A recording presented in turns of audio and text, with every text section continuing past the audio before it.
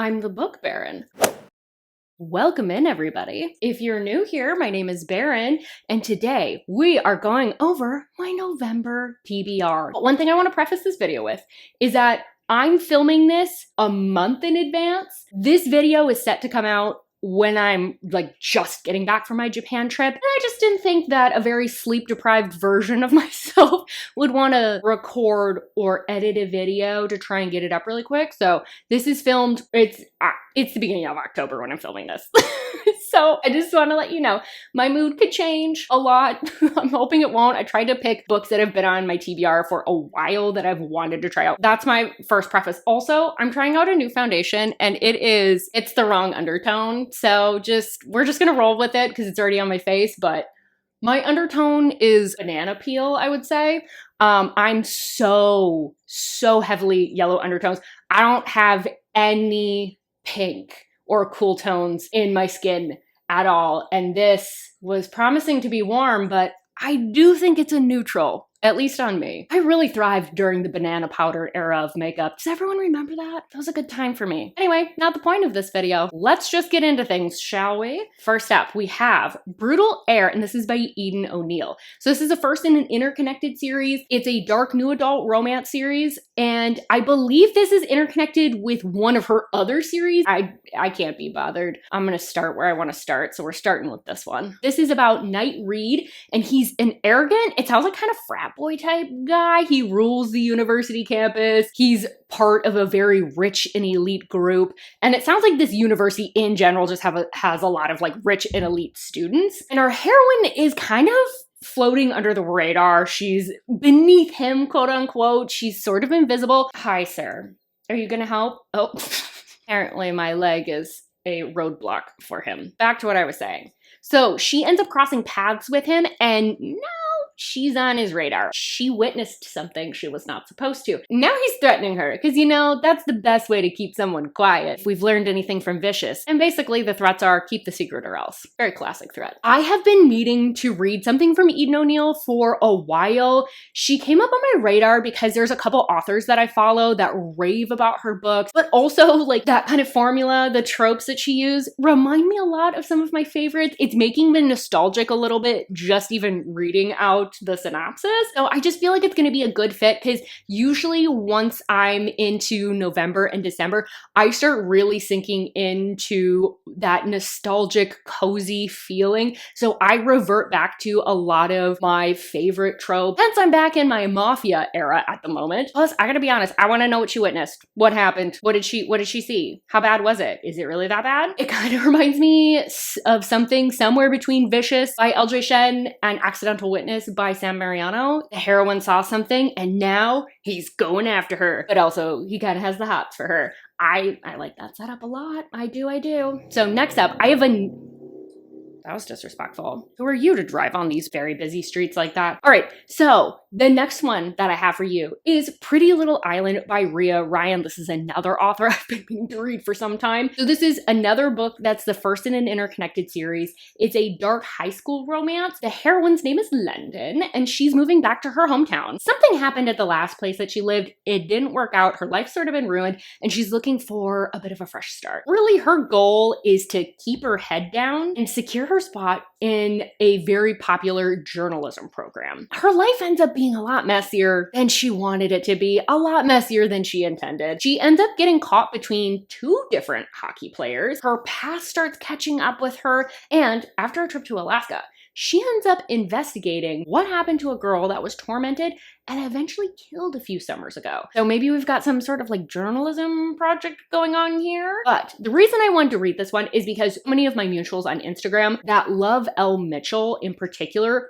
really seem to love this author and this series as well. So it's very common to see their posts almost back to back in people's stories or on their feed. I know this doesn't necessarily sound like anything super groundbreaking, super wild. There must be something about their writing that's similar enough that there's so much crossover in their readership. I'm gonna guess it has to probably do with the writing, because you've got a little bit of a small town vibe here. It sounds like it could be really angsty. It's new adult, and there's a little bit of a mystery, which is kind of giving me Carved in Scars vibes. So I'm intrigued, and I'm assuming this is set in the fall just because we're talking about people being in high school and being in school. So I feel like it's a right time of year. All right, next up is a book that's on my priority reads for the year. And since we're winding down the year, I definitely need to get cracking on some of those. And I also own it physically. This is the first in a duet. It's Torment by Dylan Page. Ooh, that is really shiny. Yikes. Okay, so this is Dark Taboo Age Gap. I think this is Motorcycle Club as well. And I've heard that there's mental health rep in here. It sounds like our heroine ends up growing up around an MC. She doesn't really understand what's going on around her. Like, it sounds like she's probably been protected from a lot of the worst, but she realizes as she gets older that she got, right? They've been pulling the wool over her eyes, and once she's woken up to the reality, doesn't want to be part of it. She realizes the people that she considers friends and uncles and brothers, they're not good people. One of the worst of them is actually her stepbrother, Shay. It sounds like maybe he's the fixer for this MC, so we're already talking about a bad group, and he's like even worse than the rest of them. And so obviously she's like, I want out. This is terrible. This is horrible. Why would I want to stay here? But Shay's gonna make sure she doesn't leave. So why I want to read this one. When I talk about like pitch black, really messed up, twisted books, this is always one that people end up recommending to me if I'm like looking for that type of energy. In fact, I got this book confused with The Darkness Beyond the Daisies, I think because of the flower on the cover, and they often kind of get recommended on the same types of lists. So for the longest time, I thought it was the same book. And so yeah, it just like, I've heard that it's almost equally as Unhinged. Because I'm back on my tropey, mafia, MC kind of BS, I feel like this is the right time to read something like that. Also around this time of year, I tend to like a lot darker books. Usually when I look at my mood chart or the darkness levels, when I'm on Storygraph, it takes a huge nosedive towards the end of the year. I go for a lot darker stuff. So it feels like this is the right time to be picking this bad boy up. Plus, if I really like it, I'm hoping that maybe I can read both books, or maybe I'll read the next one in December. But I was just flipping through this right before I sat down to film, and can you kind of see that? Ooh, the contrast isn't great. Yeah, it looks like maybe our heroine's a ballerina, which I am a goddamn sucker for a heroine that's a ballerina. I don't know what it is. Maybe it's me living out the fantasy, the dream that I never got to have because I was not the correct body type. That's the next one that I want to read. All right. Next up is one that I have been so excited about, but I knew I had to wait for the full duet to be released before I dove in, because I was going to read them back to back. It's the Gods of Tomorrow duet by Elle Mitchell. The first book is Pretty Poisoned. That was released, I think, in September. And then the Road to Ruined was released just in October. My time when I'm filming this, it hasn't been released yet. But when you see this, it has been released and the duet is complete. So it's a dark rock star romance, and it has Why Choose and or Menage. I can't really tell based on the tags, but I think it's Why Choose. Tegan is our heroine, and she isn't really on a typical path. She doesn't really fit in with a lot of people. She dropped out of college, and she's really known for her obsession with horror and the occult and also true crime. She's kind of always been just a little bit of a loner, but she's fine with it. She ends up deciding to start her own true crime podcast. And this gets her to dive deeper into the lore behind the Gods of Tomorrow, which is an emerging rock band. They're known for really disturbing lyrics, zealous fans, and a literal appetite for blood. There is a warning in the synopsis on Goodreads that says, if you don't like blood, don't read this. So there's a lot of it, apparently. And it just seems like with this band, for whatever reason, there's chaos and violence that's around it, but it's not really clear. Is it the band itself?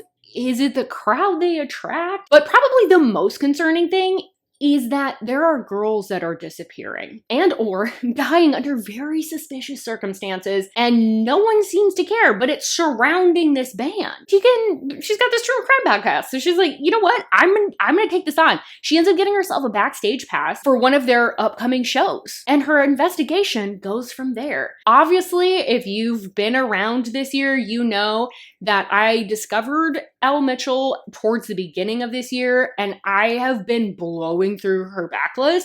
I'm so excited to have new content from her. And although why choose is not my favorite trope by any means, in the hands of the right author, I do really like it. I do. It just really depends. Also, the premise reminds me a lot. Bless you! You sneeze? That was a very tiny sneeze.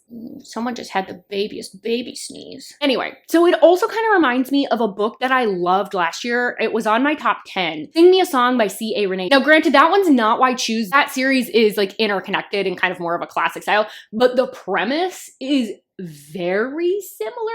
That's also about a band that's into the occult. People seem to die and disappear around that band. So it's just got like a Why Choose spin. And again, it's from one of my favorite authors. I've seen from some of the earlier readers that it still delivers on the emotion, which is what I love Elle Mitchell for. There's something about how she writes her characters. She just captures emotion and feeling of certain, when you're in situations that are so relatable. It's just, she's really talented. So I'm excited to see what she can do with something darker, especially after seeing what she did with Carved in Scars, because that was definitely one of her darker books. But this has been one of my most anticipated duets books for the year, and I'm so excited to dive in. Just know there's probably going to be an edit on Instagram coming out about this duet, because I can already tell I'm going to love it. Hello, Baron from the Editing Bay, coming at you. I was going to say live, but I'm definitely recorded. So, small hitch with the recording. For whatever reason, the lighting gets really, really odd, and it looks like there's like a spotlight on my boobs later on in this video. I have done my best to try and edit it out. I am but a humble hobbyist when it comes to video editing, so it's not great, and I hope you can deal with it. Thank you so much. Okay, bye! All right, next up, I have a book that, once again, has been on my TBR for so many years. It's Unhinged by Onley James. So this is, once again, the first in an interconnected series. It's an dark romance. Our first hero is Adam, not Kevin. So Adam lives a bit of a double life. So during the day, he has the appearance of a very spoiled rich kid. On the other hand, he's a killer. His billionaire father adopted him Umbrella Academy style. He adopted him and 7 other sociopaths and raised them to exact justice when the system fails. Noah is our other hero, and he wants revenge for his father's death. And when he finally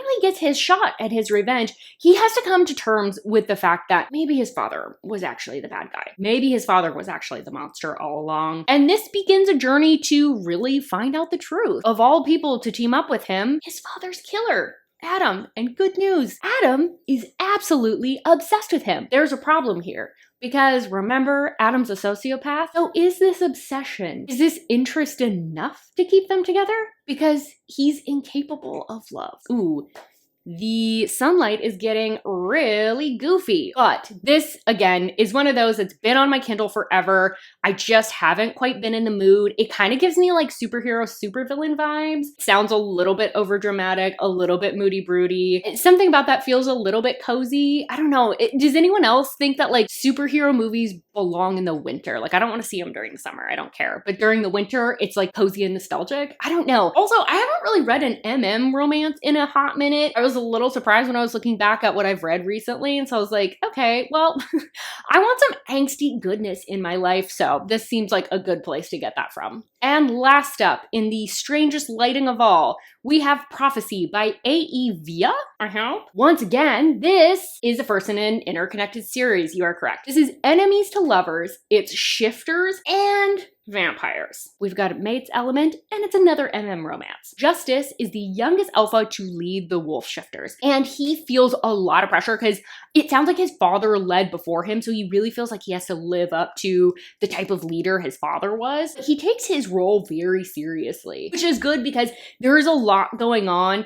The government is trying to regulate them, so it sounds like these shifters are maybe a known entity and they're not necessarily hiding, but there's also a violent team of scientists that want to experiment on them. Other hero is the leader of the vampires, and he is probably best known for his charisma.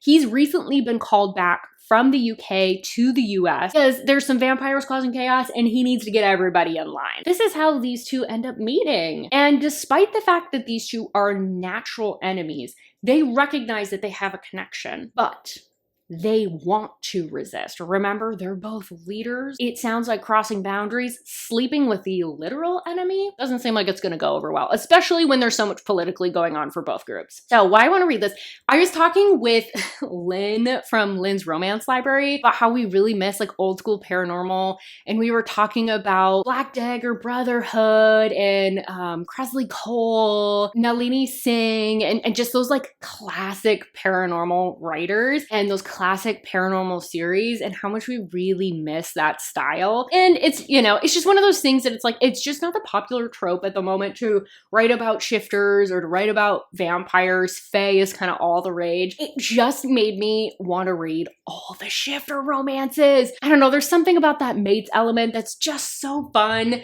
and so juicy and dramatic and angsty.